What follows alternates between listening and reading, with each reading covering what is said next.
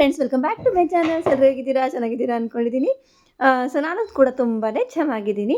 ಹಾಗೆ ಬೆಳಗ್ಗೆ ಎದ್ದು ಅವರೆಕಾಯಿ ಪಲ್ಯ ಚಪಾತಿ ಹಾಕ್ತಾಯಿದ್ದೀನಿ. ಸೊ ಬೇಗ ಬೇಗ ಬೇಗ ಇವತ್ತು ಕೆಲಸ ಮಾಡ್ಕೋಬೇಕು. ಸೊ ನಾನು ಇವತ್ತು ಟ್ರಿಪ್ ಹೋಗ್ತಾ ಇದ್ದೀನಿ. ಎಲ್ಲಿ ಏನು ಅಂತ ಹೇಳ್ತೀನಿ. ಅದಕ್ಕಿಂತ ಮುಂಚೆ ಬೇಗ ಬೇಗ ಚಪಾತಿ ಪಲ್ಯ ಎಲ್ಲ ಮುಗಿಸ್ಕೊಂಡು ತುಂಬ ಸಡನ್ನಾಗಿ ಹೋಗ್ತಾ ಇರೋದು. ಹಾಗಾಗಿ ಏನು ಪಲ್ಯ ಮಾಡೋದು, ಏನು ತಿಂಡಿ ಮಾಡೋದು ಅಂತ ಹೇಳಿ ಫೈನಲಿ ಚಪಾತಿ ಮಾಡಿಬಿಟ್ರೆ ಆಯಿತು. ಅದು ಗ್ರೇವಿ ಥರ ಪಲ್ಯ ಮಾಡ್ಕೊಂಬಿಟ್ರೆ ಮಧ್ಯಾಹ್ನಕ್ಕೂ ಇರುತ್ತೆ ಅಂತ ಹೇಳಿ ಚಪಾತಿ, ಬಿಸಿ ಬಿಸಿ ಚಪಾತಿ ಮತ್ತು ಅವರೆಕಾಯಿ ಪಲ್ಯ ಮಾಡಿದ್ದೀನಿ. ಅವರೆಕಾಯಿ ಪಲ್ಯ ಗ್ರೇವಿಗೆ ಸ್ವಲ್ಪ ಅನ್ನ ಬೇಕಿದ್ರೂ ಮಾಡ್ಬೋದು.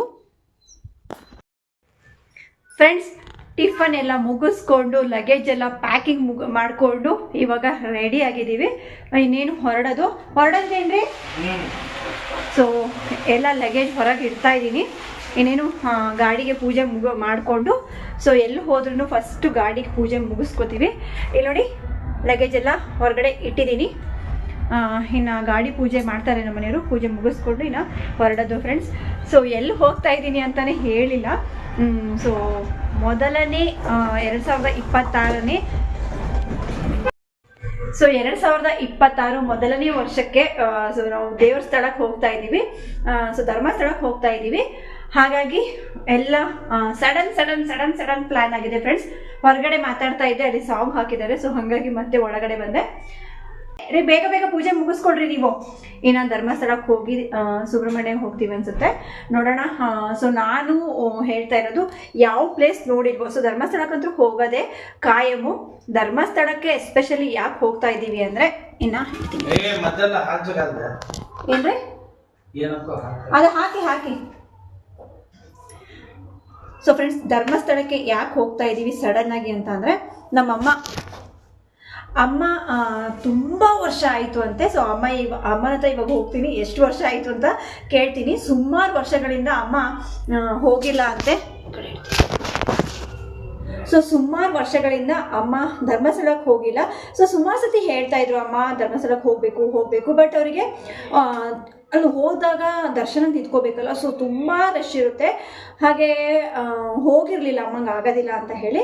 ಸೊ ಇವಾಗ ಹೋಗಬೇಕು ಅಂತ ತುಂಬ ಆಸೆ ಇಟ್ಕೊಂಡಿದ್ದಾರೆ. ಹಾಗಾಗಿ ಸಡನ್ನಾಗಿ ಧರ್ಮಸ್ಥಳಕ್ಕೆ ಹೋಗ್ತಾ ಇರೋದು. ಸೊ ಅದರಲ್ಲಿ 2026 ಮೊದಲನೇ ವರ್ಷದಲ್ಲಿ ಅಂದರೆ ಜನವರಿ ತಿಂಗಳಲ್ಲೇ ಹೋಗ್ತಾ ಇದ್ವಿ. ಅದು ತುಂಬ ಖುಷಿ ಆಗ್ತಾ ಇದೆ. ಸೊ ಇವಾಗ ಪೂಜೆ ಮುಗಿಸ್ಕೊಂಡು ಅಮ್ಮನ ಹತ್ರ ಹೋಗೋಣ ಬನ್ನಿ. ಪೂಜೆ ಆಯ್ತೇನ್ರಿ? ಊದಿನ ಕಡೆ ಬೆಳಗಿದ್ರಾ? ಊದಿನ ಕಡೆ ಬೆಳಗಿದ್ರಾ? ಲಿಂಬೆ ಹಣ್ಣು ಇಡ್ತಾ ಇದ್ದಾರೆ. ಇವಾಗ ಪೂಜೆ ಮಾಡ್ತಾ ಇದ್ದೀರಾ? ಮಾಡಿ. ಸೊ ನಮ್ಮ ಗಾಡಿ ಪೂಜೆ ಆಗ್ತಾ ಇದೆ ಫ್ರೆಂಡ್ಸ್. ಇವಾಗ ಲಿಂಬೆಹಣ್ಣು 4 ಕಡೆ ಇಟ್ಟಿದ್ದಾನೆ ನನ್ನ ಮಗ. ನೋಡಿ, ಫುಲ್ ಕಲ್ಲು ಅಂದರೆ ಕಲ್ಲಿದ್ದಾವೆ ಫ್ರೆಂಡ್ಸ್. ರೋಡ್ ಮಾಡ್ತೀನಿ ಅಂತ ಕಲ್ಲು ಹಾಕಿದೆ, ಮಣ್ಣು ಕಲ್ಲು ಎಲ್ಲ ಹಾಕಿದ್ದಾರೆ. ಬಟ್ ಮಾಡೋಕೆ ಇನ್ನೂ ರೆಡಿ ಇಲ್ಲ ಅವರು. ಇನ್ನು ಟೈಮ್ ಆಯಿತು ಅಂತ ಹೇಳಿ ಎಲ್ಲರೂ ಕೂತ್ಕೊಂಡು ಗಾಡಿಯಲ್ಲಿ ಹೋಗ್ತಾ ಇದ್ವಿ. ಸೊ ಹೋಗ್ತಾ ಅಂದವೇ ಸಂತೆಬೆನ್ನೂರು ಪುಷ್ಕರಣಿ. ಸೊ ನಾನಂತರೂ ವಾರದಲ್ಲಿ ಒಂದ್ಸತಿ ನೋಡಿರ್ತೀನಿ. ಆದ್ರೂ ಅಮ್ಮ ಅವರೆಲ್ಲ ಇಳಿದಿಲ್ಲ. ಸೊ ಹೋಗಿ ಬನ್ನಿ ಅಂತ ಅವರು ಒಂದ್ಸತಿ ನೋಡಿದ್ದಾರೆ. ಇನ್ನು ಇಳಿಯೋಕ್ಕೆ ಬೇಡ ಅಂತ ಅಂದರು. ಸರಿ ಆಯಿತು ಅಂತ ಹೇಳಿ ಅಣ್ಣ ಮತ್ತು ಅಣ್ಣನ ಮಗ ಬಂದರು. ಆದರೆ ನಾನು ಕೂಡ ಹಿಂದೆಯಿಂದ ಓಡೋಡಿ ಬಂದೆ. ನನಗೆ ಈ ಥರ ಟ್ರಿಪ್ ಹೋದಾಗ ಎಲ್ಲನೂ ವಿಡಿಯೋ ಮಾಡ್ಕೊಳ್ಳೋದು ತುಂಬಾ ಇಷ್ಟ. ಅದರಲ್ಲಿ ಈ ಪುಷ್ಕರಣಿ ಅಂದರೂ ಸಖತ್ ಇಷ್ಟ ನನಗೆ. ನಮ್ಮ ಮನೆಯವ್ರ ಜೊತೆಗೆ ವಾರದಲ್ಲಿ ಒಂದ್ಸತಿ 15 ದಿನಕ್ಕೆ ಒಂದ್ಸತಿ ಇಲ್ಲಿ ಬಂದೇ ಬರ್ತೀನಿ. ಸೊ ಇಳಿದು ಬರಲಿಕ್ಕಾಗಲ್ಲ, ಅಲ್ಲೇ ದೂರದಿಂದ ಅಂದರೆ ನೋಡಿಕೊಂಡು ಹೋಗ್ತೀನಿ. ಸೊ ಚೆನ್ನಾಗಿದೆ ಈ ಪ್ಲೇಸು. ಇನ್ನು ಸಂಜೆ ಬೆಳಗ್ಗೆನೇ ಬಂದರೆ ಸಖತ್ತಾಗಿರುತ್ತೆ. ತಂಪು ವಾತಾವರಣದಲ್ಲಿ ಸ್ವಲ್ಪ ಹೊತ್ತು ಅಲ್ಲೇ ಕೂತ್ಕೊಂಡು ಹೋದರೆ ಸಖತ್ತಾಗಿದೆ. ಅಲ್ಲೇ ಒಂದು ಸ್ವಲ್ಪ ನಾನು ಅಣ್ಣನ ಮಗ ಫೋಟೋಸ್ ಎಲ್ಲ ತೆಕ್ಕೊಂಡ್ವಿ. ಸ್ವಲ್ಪ ಹೊತ್ತು ಅಲ್ಲೇ ಟೈಮ್ ಸ್ಪೆಂಡ್ ಮಾಡಿದ್ವಿ. ಇನ್ನು ಅವಸರ ಮಾಡ್ತಿದ್ರು, ಬನ್ನಿ ಅಂತ ಹೇಳಿ. ಸರಿ ಆಯಿತು ಅಂತ ಹೇಳಿ ಗಾಡಿಯಲ್ಲಿ ಹೋಗಿ ಕೂತ್ಕೊಂಡ್ವಿ. ಸೊ ನಮಗೆ ಏನಂದರೆ ಅಮ್ಮ ಬಂದಿದ್ದಾರೆ ನಮ್ಮ ಜೊತೆಗೆ ಧರ್ಮಸ್ಥಳಕ್ಕೆ ಹೋಗೋಕ್ಕೆ. ಸೊ ಧರ್ಮಸ್ಥಳ ಹೋಗ್ತಾ ಘಾಟ್ ಬರುತ್ತೆ. ಸೊ ಆ ಘಾಟು ಕೂಡ ನಮ್ಮ ಅಮ್ಮಂಗೆ ಸ್ವಲ್ಪ ವಾಮಿಟ್ ಏನಾದರೂ ಆದರೆ ಅಂತ ಹೇಳಿ ತುಂಬಾ ಅನಿಸ್ತಿತ್ತು. ಯಾಕಂದರೆ ಕೆಲವೊಂದು ಟೈಮ್ ನಮಗೇ ಕೂಡ ವಾಮಿಟ್ ಎಲ್ಲ ಬಂದುಬಿಡುತ್ತೆ. ಸೊ ಅದು ಹಾಗಾಗಿ ಸ್ವಲ್ಪ ಭಯ ಇತ್ತು. ಇನ್ನು ಇನ್ನು ಹೋಗ್ತಾ ಹೋಗ್ತಾ ಕೊಟ್ಟಿಗೆ ಹಾರದಲ್ಲಿ ನೀರು ದೋಸೆ ತುಂಬ ಚೆನ್ನಾಗಿರುತ್ತೆ ಅಂತ ಹೇಳಿ ಲಾಸ್ಟ್ ಟೈಮು ಕೇಳಿದ್ದೆ. ಈ ಟೈಮು ಅದೇನೇ ಆಗಲಿ ವಾಮಿಟ್ ಆದರೂ ಪರವಾಗಿಲ್ಲ, ನಾನು ನೀರು ದೋಸೆ ತಿನ್ನಬೇಕು ಅಂತ ಹೇಳಿ ನನ್ನ ಹಠಕ್ಕೆ ಎಲ್ಲರೂ ಬಂದರು. ಸೊ ನೋಡೋಣ ಟೇಸ್ಟ್ ಹೇಗಿರುತ್ತೆ ಅಂತ ಹೇಳಿ. ನಾನು ಯಾವತ್ತಿಗೂ ಟೇಸ್ಟ್ ಮಾಡಿರಲಿಲ್ಲ. ಇದೇನು ಸ್ವಲ್ಪ ಬಿಸಿ ಮಾಡಬೇಕಾ? ಬಿಸಿ ಮಾಡಬೇಕಾ? ಬಿಸಿ ಇಡಂಗಿಲ್ಲ, ಇದು ಅವಾಗ ಅವಾಗಲೇ ಬಿಸಿ ಮಾಡೇ ದೋಸೆ ಹಾಕ್ಬೇಕು. ನಾವು ನೀರು ದೋಸೆ ಹಾಕೋಣ ಅಂದರೆ ಅಂಟ್ಕೊಳ್ತವೆ, ಹಾಕ್ಬೇಕು, ಬೇರೆದ್ರಲ್ಲೆಲ್ಲ ಆಗಲ್ಲ.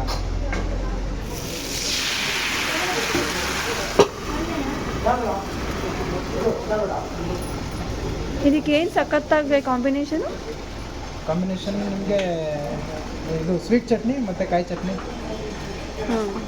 ನಾನ್ ವೆಜ್ ತಿನ್ನೋದಾದರೆ ಚಿಕನ್, ಮಾಡ್ಕೊಳ್ತಾರೆ. ಫಿಶ್ಶು ಫಿಶೇ ಜಾಸ್ತಿ ಈ ಕಡೆ ಎಲ್ಲ, ಫಿಶೇ ಜಾಸ್ತಿ. ಮಂಗಳೂರು ಸೈಡೆಲ್ಲ ಫಿಶೇ ಜಾಸ್ತಿ.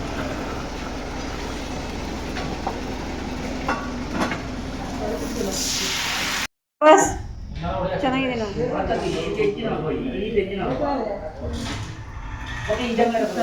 ಅಮ್ಮ ಏನ ಟೇಸ್ಟ್ ಇದೆ?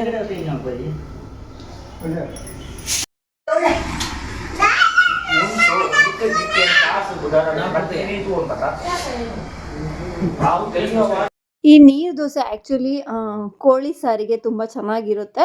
ಆದರೆ ನಾವು ದರ್ಶನ ಅಂದರೆ ಧರ್ಮಸ್ಥಳಕ್ಕೆ ಹೋಗ್ತಾ ಇದ್ದೀವಲ್ಲ, ಹಾಗಾಗಿ ನಾನ್ ವೆಜ್ ಏನೂ ಬೇಡ ಅಂತ ಹೇಳಿ ಸಾಂಬಾರು ಮತ್ತು ಚಟ್ನಿ ಕೊಟ್ಟಿದ್ದಾರೆ. ಚಟ್ನಿನೂ ಚೆನ್ನಾಗಿತ್ತು, ಖಾರ ಖಾರವಾಗಿ. ಟೇಸ್ಟ್ ಮಾಡಿದೆ. ನನ್ನ ಆಟದಲ್ಲಿ ಎಲ್ಲರೂ ತಿಂದರು.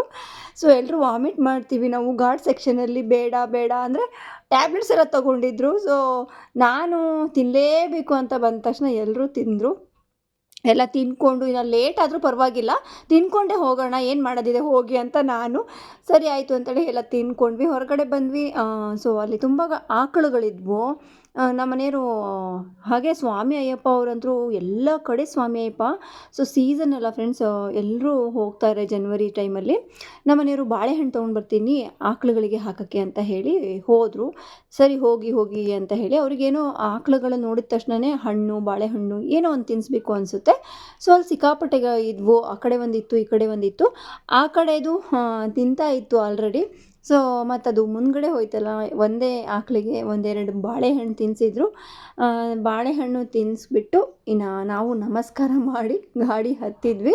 ಸೊ ನಮ್ಮಮ್ಮಂಗೆ ಅಂದರೆ ಲಾಂಗ್ ಜರ್ನಿ ಅಲ್ಲ ಫ್ರೆಂಡ್ಸ್, ಹಾಗಾಗಿ ಸೊಂಟ ನೋವು, ಬೆನ್ನು ನೋವು ಎಲ್ಲ ಬರುತ್ತೆ. ಸೊ ಹಾಗಾಗಿ ಬೆಲ್ಟ್ ಹಾಕ್ಕೊಂಡು ಹೋಗಿಬಿಟ್ರೆ ಸ್ವಲ್ಪ ಓಕೆ, ಅಷ್ಟು ನೋವು ಕಾಣಿಸ್ಕೊಳಲ್ಲ.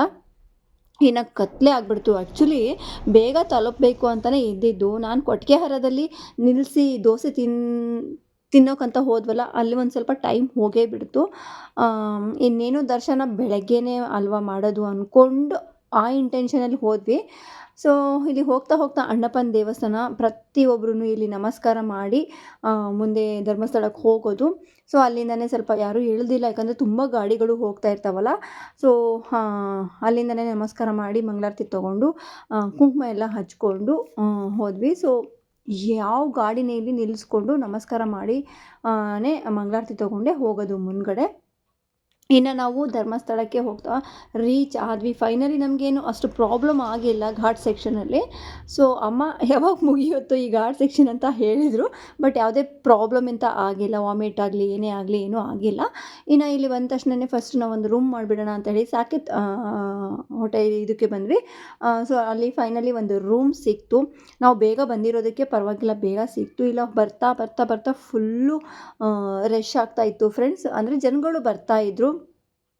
ಇನ್ನು ಅಮ್ಮಂಗೆ ಅಣ್ಣ ಕರ್ಕೊಂಡು ಬರ್ತಾ ಇದ್ದಾರೆ.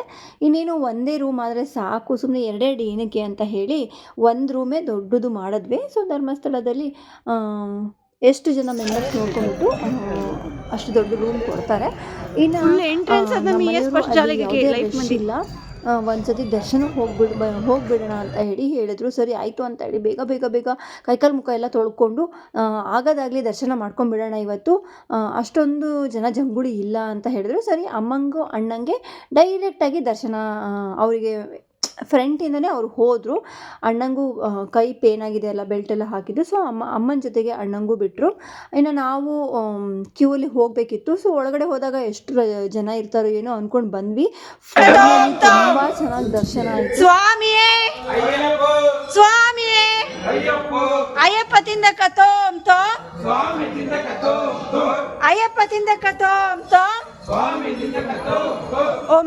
ಇನ್ನು ಮಂಜುನಾಥ ಸ್ವಾಮಿದಂತೂ ದರ್ಶನ ತುಂಬ ಚೆನ್ನಾಗಾಯಿತು ಅನ್ನೋದಕ್ಕಿಂತನೂ 3 ಸತಿ 4 ಸತಿ ಹೋಗಿ ಮಂಜುನಾಥ ಸ್ವಾಮಿಗೆ ನೋಡ್ಕೊಂಡು ಬಂದ್ವಿ. ಅಷ್ಟು ಫ್ರೀಯಾಗಿತ್ತು ಫ್ರೆಂಡ್ಸ್. ಒಳಗಡೆ ಅಂತೂ ನಾನು ಪ್ರತಿ ಸರಿ ಹೋದಾಗೂ ತುಂಬ ರಶ್ ಇರ್ತಾಯಿತ್ತು. ಲಾಸ್ಟ್ ಟೈಮ್ ಹೋದಾಗ್ಲೂ ಕೂಡ ಓಕೆ ಪರವಾಗಿರಲಿಲ್ಲ. ಬಟ್ ಇಷ್ಟೊಂದು ಸತಿ 4 ಸತಿ ದರ್ಶನ ಮಾಡಿರಲಿಲ್ಲ. ಸೊ ಫ್ರೀಯಾಗಿತ್ತು. ನಮ್ಮ ಅಣ್ಣನ ಮಗ ಅಂತೂ ಎಷ್ಟೋ ಸತಿ ಹೋಗಿ ನೋಡ್ಕೊಂಡು ಬಂದ. ಅದರಲ್ಲೇ ಒಂದು ಸ್ವಲ್ಪ ಒಳಗಡೆ ವೀಡಿಯೋ ಎಲ್ಲ ಮಾಡೋ ಹಾಗಿಲ್ಲಲ್ಲ, ಒಂದು ಸ್ವಲ್ಪ ಮಾಡಿಕೊಂಡೆ. ತುಂಬ ಚೆನ್ನಾಗಿ ದರ್ಶನನೂ ಕೂಡ ಆಯಿತು. ತುಂಬ ಚೆನ್ನಾಗಿಯೂ ಕಾಣ್ತು ಮಂಜುನಾಥ ಸ್ವಾಮಿ. ಹಾಗೆ ಇವಾಗ ಪ್ರಸಾದನೂ ಕೂಡ ಇತ್ತು. ಇನ್ನೇನು ಲಾಸ್ಟ್ ಆಗ್ತಾಯಿತ್ತು, ನೈಟ್ ಆಗಿಬಿಟ್ಟಿತ್ತಲ್ಲ. ಬಂದ್ವಿ, ಊಟ ಮಾಡ್ಕೊಂಡ್ಬಿಡೋಣ. ಧರ್ಮಸ್ಥಳಕ್ಕೆ ಹೋದಾಗ ಮಂಜುನಾಥ ಸ್ವಾಮಿ ಪ್ರಸಾದ ಊಟ ಮಾಡಿಲ್ಲ ಅಂದರೆ ಹೇಗೆ ಅಲ್ವಾ ಫ್ರೆಂಡ್ಸ್. ಹಾಗಾಗಿ ಬೇಗ ನಾವು ಪ್ರಸಾದ ಊಟ ಮಾಡೋಕ್ಕೆ ಬಂದ್ವಿ. ಸೊ ಇಲ್ಲಿ ಸಿಸ್ಟಮ್ ಮಾತ್ರ ಸಖತ್ತಾಗಿದೆ ಅಲ್ವಾ. ಎಲ್ರಿಗೂ ತಟ್ಟೆ ಕೊಡೋದು, ಚೇರ್ಸ್ ಎಲ್ಲ ಹಾಕೋದು ಸಖತ್ತು. ಹಾಗೆ ಪಾಯಸ, ಪಲ್ಯ, ಅನ್ನ, ಸಾಂಬಾರು ಸೂಪರ್ ಟೇಸ್ಟಿಯಾಗಿರುತ್ತೆ ಫ್ರೆಂಡ್ಸ್, ಸಖತ್ತಾಗಿರುತ್ತೆ. ಆ ತಿಳಿ ಸಾಂಬಾರು ಅಂತ ಹಾಕ್ತಾರೆ, ಅದಂತೂ ತುಂಬಾ ಚೆನ್ನಾಗಿರುತ್ತೆ. ಬಟ್ ಇಷ್ಟೊಂದು ಅನ್ನ ಹಾಕ್ಬಿಟ್ಟಿದ್ರು, ನಂಗೆ ಫುಲ್ ಜಾಸ್ತಿ ಆಗಿಬಿಟ್ಟಿತ್ತು. ಪಾಯಸ ಎಲ್ಲ ತಿಂದ್ಬಿಟ್ನಲ್ಲ ಫುಲ್ಲು. ಆಮೇಲೆ ಅಲ್ಲಿ ನೀರು ದೋಸೆ ಕೂಡ ತಿಂದಿದ್ದೆ. ನಮ್ಮ ಮನೆಯವರಿಗೆ ಪಕ್ಕಕ್ಕೆ ಕೂತ್ಕೊಂಡು ಜೀವ ತಿಂತಿದ್ದೆ, ತೊಗೊಳ್ರಿ ಅಂತ ಹೇಳಿ. ಸರಿ ಊಟ ಮಾಡ್ಕೊಂಡು ಇನ್ನು ಹೊರಗಡೆ ಬಂದ್ವಿ. ಇನ್ನು ಇಲ್ಲೂ ಕೂಡ ಹೊಸ ವರ್ಷಕ್ಕೆ ಹ್ಯಾಪಿ ನ್ಯೂ ಇಯರ್ 2026 ಅಂತ ಹೇಳಿ ಬರೆದಿದ್ದಾರೆ. ದೇವಸ್ಥಾನದ ಎದುರುಗಡೆನೆ ಈ ಥರ ಬರೆದಿದ್ದಾರೆ ನೋಡಿ. ಇನ್ನು ಇದಾಗಿತ್ತು ಇವತ್ತಿನ ಈ ವಿಡಿಯೋ ನಿಮ್ಮೆಲ್ಲರಿಗೂ ಖಂಡಿತ ಇಷ್ಟ ಆಗಿದೆ ಅನ್ಕೊಳ್ತೀನಿ ಫ್ರೆಂಡ್ಸ್. ಇಷ್ಟ ಆದರೆ ಗೊತ್ತಿದೆಯಲ್ಲ, ಲೈಕ್ ಮಾಡಿ, ಶೇರ್ ಮಾಡಿ, ಸಬ್ಸ್ಕ್ರೈಬ್ ಮಾಡೋದನ್ನು ಮರಿಬೇಡಿ. ತಪ್ಪದೆ ಬೆಲ್ಲೈಕನ್ನ ಪ್ರೆಸ್ ಮಾಡಿ. ಸೊ ಮತ್ತೊಂದು ಹೊಸ ವಿಡಿಯೋ ಜೊತೆಗೆ ಸಿಗ್ತೀನಿ. Okay, bye friends, take care.